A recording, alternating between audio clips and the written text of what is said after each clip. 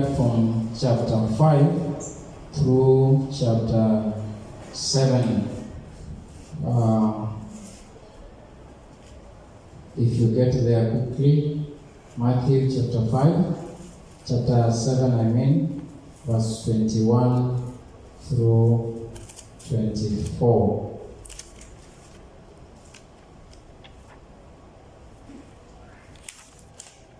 Okay, let me read. Chapter 7, from verses 21. The Bible says, "Not all people who sound religious are really godly. They may refer to me as Lord, but they still won't enter the kingdom of heaven." The decisive issue is whether they obey my Father in heaven. On Judgment Day, men will tell me, "Lord, Lord, we prophesied in your name and cast out demons in your name and performed many miracles in your name." But I will reply, "I never knew you. Go away. The things you did were unauthorized." Verse 24, where we're going to focus. "Anyone who listens to my teaching and obeys me is wise, like a person who built his house on a solid rock. Though the rain comes in torrents and flood waters rise and the winds beat against the house, it won't collapse because it is built on a rock. On a rock. But anyone who hears my teaching and ignores it is foolish, like a person who builds a house on a sand. When the rain and floods come and the winds beat against the house, it will fall with a mighty crash." Let's pray. Father, we give glory and honor to you for inviting us to your table, that we may again hear from you. We pray, Father, that you may speak to us. May you speak to each one, oh God, those of us in the house, and those of us, my Father, that are listening to us. Lord, we pray that may your will be done as we share your word tonight. Blessed be your name. In Jesus' name we pray. Amen. We can have our seat.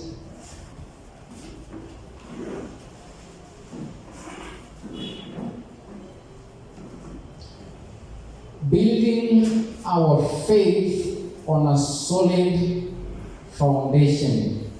Building our faith on a solid foundation. That's what we are going to look at. The Bible is clear from verse 24. It says, it gives us two people. There is a comparison between two people. There is one person who is wise, and there is another person who is foolish. And the Bible talks about the one who is wise is the one who has heard my word, my teachings, and has kept them. And the Bible says this one is like him that has built his house on a solid foundation. And when strong winds come, when floods come and they beat against that house will remain standing. And there is another person introduced to us, a person that is foolish. And the Bible says, the one who hears the word and does not do according to what is written, there is like a foolish person who builds his house on a sandy soil. That when turmoil came, when torrent came, when strong winds are blowing, the Bible says that house will not stand. Praise the Lord. But when we are looking at Matthew chapter 7, verses 24, we cannot understand that chapter well until we go back from chapter 5. Praise the Lord. There are 5 teachings in the Bible that Jesus has taught sequentially. This is the longest from Sermon on the Mountain, chapter 5 through chapter 7. Chapter 7 is the ending of what began in chapter 5, right from the Beatitudes. It came to the law, it came to the prayer, and many more things that the Lord is addressing there. And then he finishes by whoever has heard these words and keeps them and does them is like one who has built his house on a solid foundation. And then there are also other teaching that the Lord taught them sequentially. If you go to Matthew chapter 10, from verse 1 all through, Jesus sends out the 12, and then they go. After they have experienced miracle outside there, the Bible says they came back rejoicing, and the Lord again began to rebuke them. And then you go to chapter 13, that's the parable of the sower, that is Matthew chapter 13. And also, if you go through entire chapter 13, Jesus teaches sequentially. He sat them down and he began to teach them slowly as they were. It was a conversation. And then the last part in that book of Matthew, where Jesus speaks to his disciples directly, is in chapter 18. Praise the Lord. So there are 5. But the longest of them all, the longest teaching that... praise the Lord. Yeah, the longest teaching that Jesus ever taught, it is in that book from chapter 5 through chapter 7. And the Bible speaks in chapter 7 that it is giving us 2 people. The first person is the one that does the will of the Father, the one that hears the word and his purposes to do those very words that he has heard.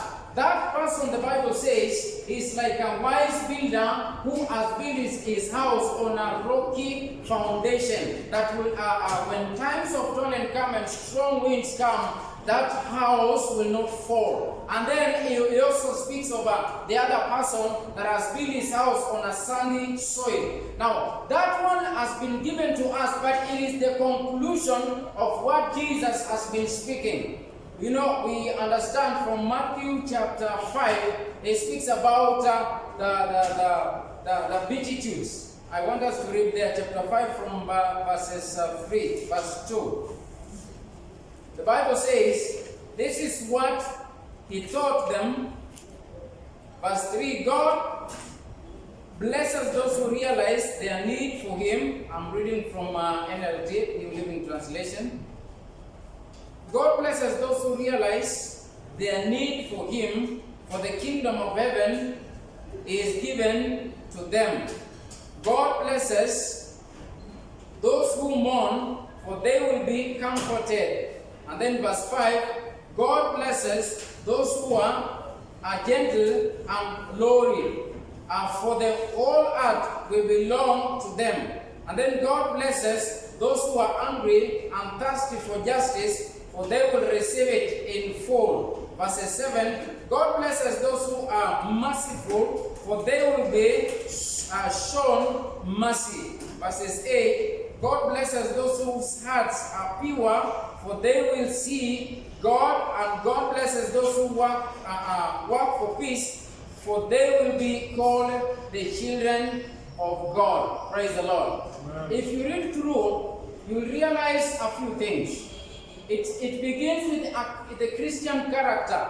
From verse 1, chapter 5, verse 1 to verses 12. It begins with the Christian character. What is expected of us as believers? What is expected of each one that has believed in Christ? Then Christ goes to chapter 5 from verses 12, from verses 13 to verses 47. If you read there, you realize that now Jesus is doing a comparison between the law, what was written in the law, and what it says. Now, the Bible says, if you go through, you realize that Jesus says, it is written in the law of Moses, it is says, but now I tell you, praise the Lord. The Bible says that I did not come to abolish the law. So he did not come to abolish the law. Thank you. Praise the Lord. So from verse 1 to verses 12. I told you for us to go back to Matthew chapter 7 and verse 24 to understand that part. Who is this person and what are these teachings? That Jesus says that whoever listens to my teachings and keeps them is like a wise builder. What are these teachings? Now, from chapter, I told you that this is a continuation from chapter 5, the Sermon on the Mountain, through chapter 7. It ends in chapter 7, verses 28. So Jesus has sat them down. He has begun to speak to them on the character of a believer. That is in the Beatitudes, from verse 1 to verses 12. Then he does a comparison to them of what the law says and what he expects them to do. The law says if you look at if you sleep with another man's wife, you have committed adultery. But now I tell you that even if you look at with your own eyes, that is what Jesus was telling them. That even if you look at a woman lustfully, then you've already committed adultery. Praise the Lord. So from verses 13 of chapter 5 to verses 47, Jesus is doing a comparison of the law. And then from chapter 6, he's beginning to teach them on the application of the very word that he's been teaching them. He tells them about prayer. He tells them how they should pray. When they fast, what they should do. He is telling them what is expected. If you go to chapter 7 verse 1, he is beginning by, do not judge. If you judge, the same measure that you judge shall be used against you. And it begins, if you continue reading, and Jesus is telling them, actually Jesus is trying to let each one know that whatever he's trying to speak to them, he's speaking to an individual, not a group of people. Praise the Lord. If you read the Sermon on the Mountain, personally I call it a heart-to-heart discussion. Jesus is discussing with people, but he's not referring on what is physical, but what is spiritual. He's trying to express to them what is expected of them as believers. Praise the Lord. Because they were used to what the law is saying. They kept the Sabbath day holy. They did a lot of many of the things. Actually, they even fasted before Christ talked to them. But they were doing it according to the law. Now Jesus has come and Jesus is telling them, he's trying to move them from the law. He's trying to move them from what they're used to into another person whom he is introducing. And this person is the person of the Spirit. Praise the Lord. He's moving them from the outside, the outer court. He's taking them in. He's introducing another person. That person, if you observe the law, you look at what it is written in the law, and you observe that one will not make you perfect. But now I'm telling you something else. I'm introducing another golden rule. I'm introducing to you what is expected of you as believers who have heard about me. He was telling us when we read the Sermon on the Mountain, what is expected of us. Praise the Lord. So from verses chapter 6 all through, Jesus refers, and remember Jesus is talking to them, and he points out whatever has been done. Somewhere, the Bible says in chapter 7, he says that even if you go to give your gift today, and you realize that you have not made it with your brother or your sister, then you better leave that sacrifice there, run and make up with your brother, then come and offer your sacrifice. In other words, I'm not now interested on what you're doing physically. I'm not interested on the physical expression, that the way you're expressing that service or whatever you are doing. But now I'm introducing something else. Whatever you do it in the Spirit. Whatever you do it with the intention of pleasing God. Whatever you do it expressing the love of God in you. Praise the Lord. He begins by, blessed are the meek, blessed are the poor in the spirit. He tells them about the characters. of a believer. For us to go to Matthew chapter 7 verse 24, that whoever listens to my word and keeps them, whoever listens to my laws and keeps them, for us to understand what that scripture speaks about, then you always have to go through chapter 5, chapter 6, chapter 7. Listen to the instructions that Christ has given to us as believers. And then you go to chapter 7 now, verse 24. Then Jesus finishes by telling you, if you have heard whatever I've told you, if you purpose to keep every single thing that I have told you, right from chapter 5, if you purpose to do all these things and keep them, then you are like a wise builder. Praise the Lord. You know, we can build our faith on many other things. We can build our faith on other human beings. We can build our faith on the material thing that we have. As long as I have money in the account, I know something is going to happen. So I don't fear, because I know if I need a car, I have money, I'm going to buy a car. If I need whatever, maybe a new clothing, I'm going to buy. So my trust, my hope is in that. But in chapter 6, chapter 6, Jesus speaks to them and is telling them that, listen, now keep your treasures where nondo na kutu hawatafikia na kuharibu. Praise the Lord.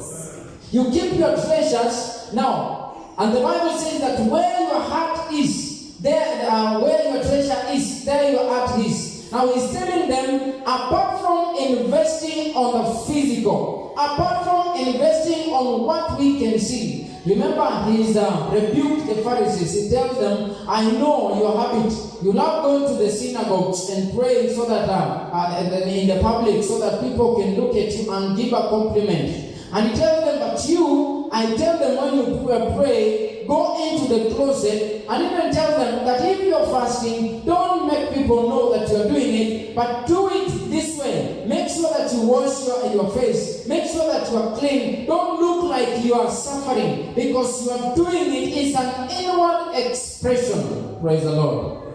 Now he's telling them that where your treasure is, there your heart is.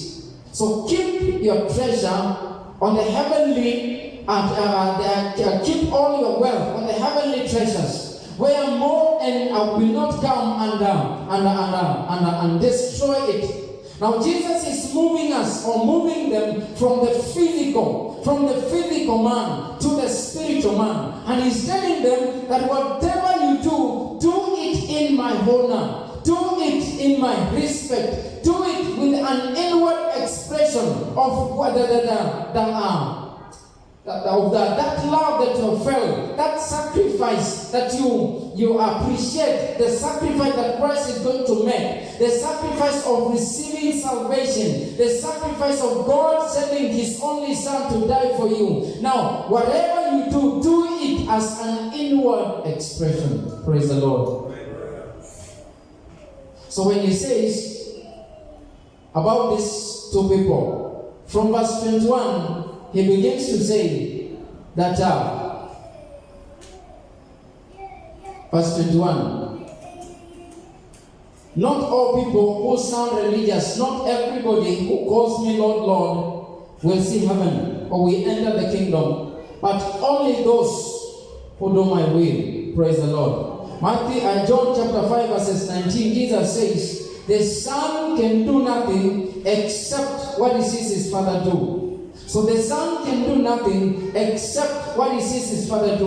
Whatever Jesus was doing was only the will of the Father. And remember, we have been transformed. We have been changed. We have been renewed. Now we are no longer, when the Bible says that we are born again, it's not that we went back into our mother's womb and then we received a rebirth. No, praise the Lord. We are born again now spiritually. We have received a new identity. And upon that new identity, upon that a new revelation that we've had, we need to build our faith on it. That is Jesus Christ and the salvation that He has given to us. That is where we ought to build our foundation. Praise the Lord.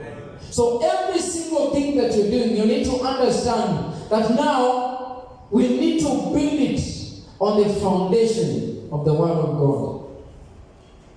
So before I start to give, even giving itself, the Bible says in 2 Corinthians, he says there that when you go to give it willingly, not grudgingly. Praise the Lord. Because God is not only interested on the physical or the material things. Even when God is asking you to give, He's simply trying to teach you to express that inner man, that inner gift that you have received, to express it outwardly. That is why He's expecting us when we do. That is why He's expecting us that when we come even to give it willingly. Praise the Lord. So you give your sacrifice willingly. Colossians chapter 3 verse 1. The Bible says, since we have died with Him and resurrected with Him, now let us think on things above. Praise the Lord. Now, what is this thinking on things from above? When we wake up as believers, when we go to bed as believers, when we begin to give any service or sacrifice as believers, we need to understand that we are guided by heavenly principles.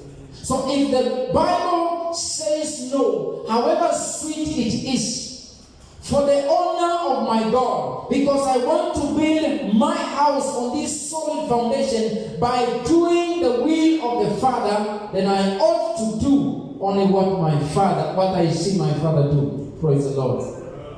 So it is no longer He is no longer interested on the reasons why the Lord does not make anyone perfect. We have we have rules and regulations, the do's and don'ts. Do this, don't do this. Do this, don't do this. Those are human regulations. And those human regulations will only give us some guidance. But they will never make us pure. They will never give us that expression, that confidence to approach the throne of mercy. Praise the Lord. So it is until we start building our faith upon the word of God. The Bible says, whoever listens to my word and keeps them. So how many times have you gone through, right from chapter 5, the characters of a believer? Blessed are the meek, blessed are the poor in spirit. Praise the Lord. Verses 13, the Bible says, live in such a way that those who are out will look at you and glorify your Father in heaven. I believe it's verse 16. So in other words, that now that we have received this new person, now that we have received a rebirth, we no longer belong to this earth. Every single thing we need to do it guided by the principles of the kingdom. That's why the Bible says, seek first the kingdom of God and its righteousness. These other things shall be added unto you. So these other things, the money we are looking for, the big house we are looking for, all these other good things that we are looking for us to be comfortable, for the flesh to be comfortable, these things shall be added unto you as a reward. But all that you have to do is to seek the kingdom of God first and its righteousness. Praise the Lord. So whoever listens to the wise counsel of Jesus, right from chapter 5, chapter 6, chapter 7, whoever listens to the instruction of Jesus Christ, he is the person referred to here. He is like a wise builder that has built his house on a rocky foundation, that when challenges come, when strong winds are blowing, his house will not fall. Praise the Lord. The reason why we find ourselves sometimes when challenges come, when the winds are blowing from east, from west, from south, and we find ourselves so weak. The reason why all this is happening is because somewhere along the way we missed the heavenly principle that should have guided us. Somewhere along the way, there is an instruction that God was giving. Perhaps you are not keen to listen to that instruction. And now time has come when you are being faced with the strong winds, the many challenges of this earth, and now you are shaking. The reason why you are shaking is not because God has left you. It's not because God does not want maybe to walk with you. Neither does He love you. But it is because whoever has listened to His word and kept it, he is like a wise builder that has built his house. Praise the Lord. Amen. So as your faith, my faith, is to be built upon this rock foundation, Jesus Christ. What is Jesus telling us? If I stand to serve today, what does Jesus require me to do? If I stand to give today, what is the heavenly requirement in terms of giving? Am I doing it as an obligation? Am I fulfilling a religious law or a regulation? Or am I doing it cheerfully? And giving is not only referring to money, but giving yourself. The Bible says they gave themselves together with their gift. So giving yourself wholly together with your gifts. You know, sometimes we complicate salvation. Salvation is so easy.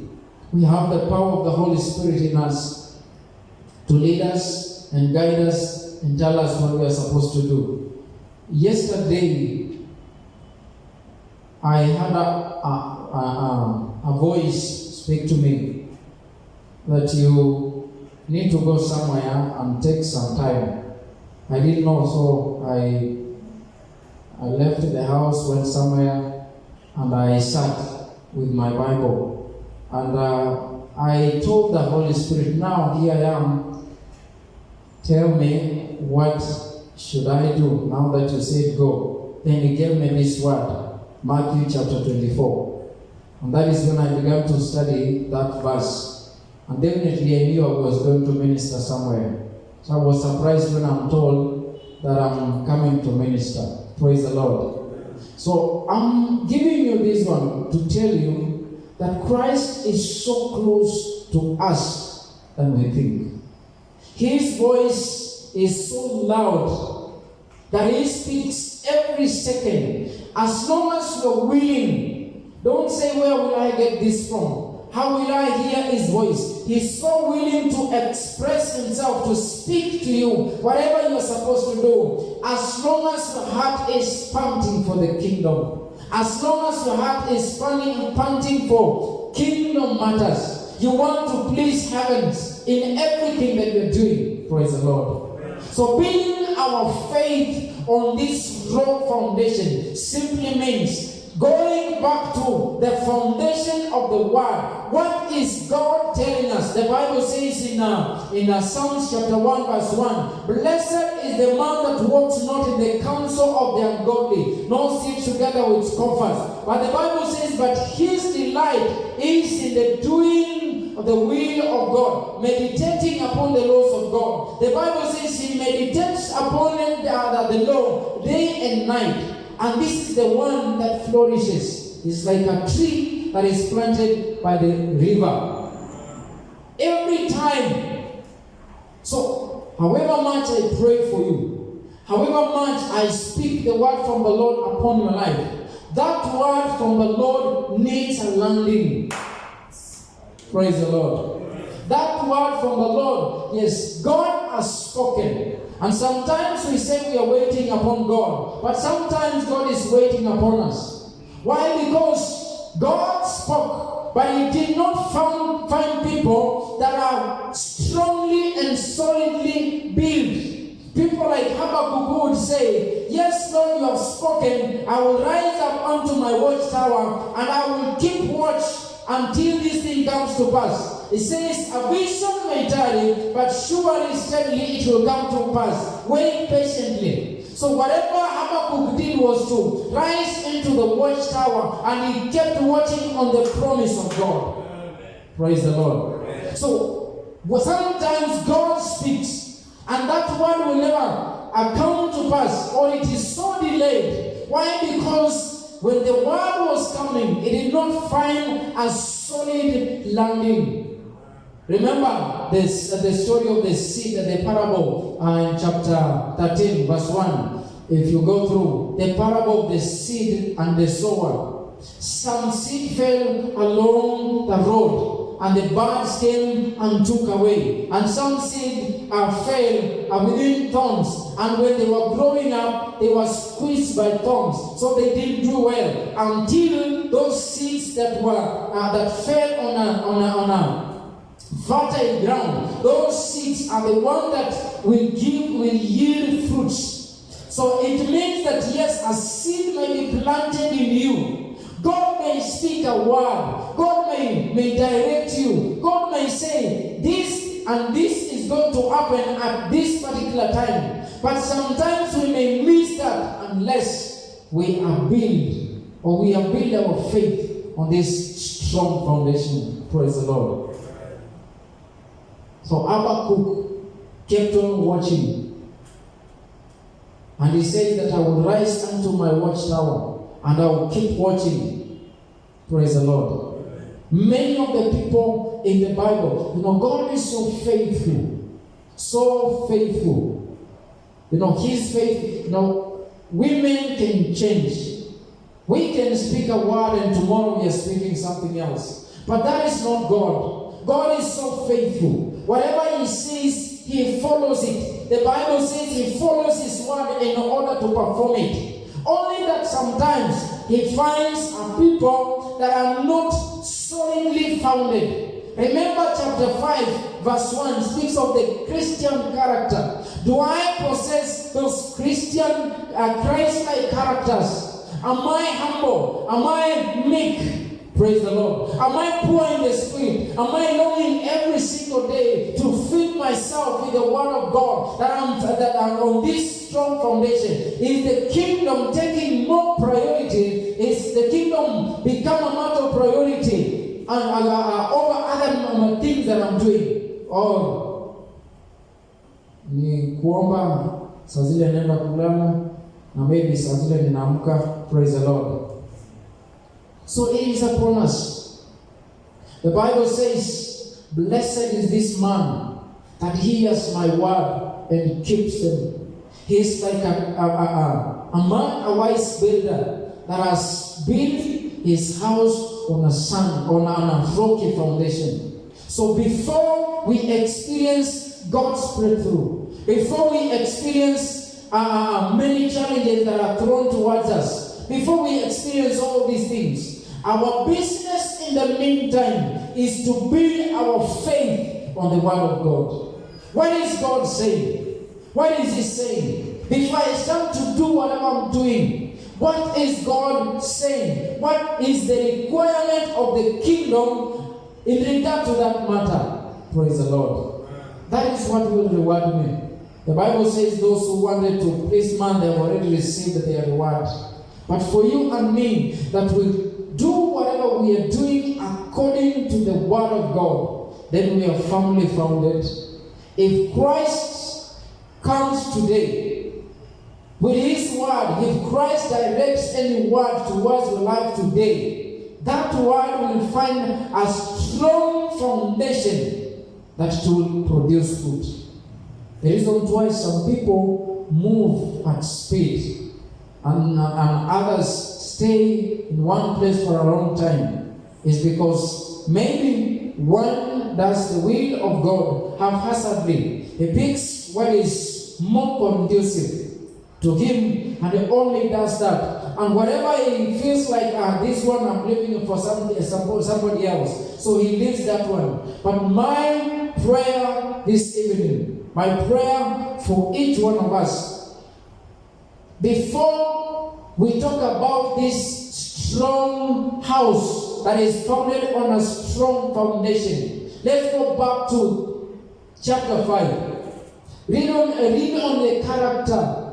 Let's go to the law. What is spoken in the law? Yes, and what has God spoken about it? Praise the Lord. It's no longer physical. It's no longer the law. It's no longer a matter of observing. Do it or don't do it. Do it or don't do it. Praise the Lord. It's a matter of the Spirit. What is God saying? Christ is a perfect example. The Son can do nothing except what he says the Father do. Verse 31, he says, I only do what I hear my Father say. Praise the Lord. So if we want to build our faith on the strong foundation, Jesus Christ, it is until we go back to his ways, it is until we find what is God directing us to do. He's a faithful God. Let's rise.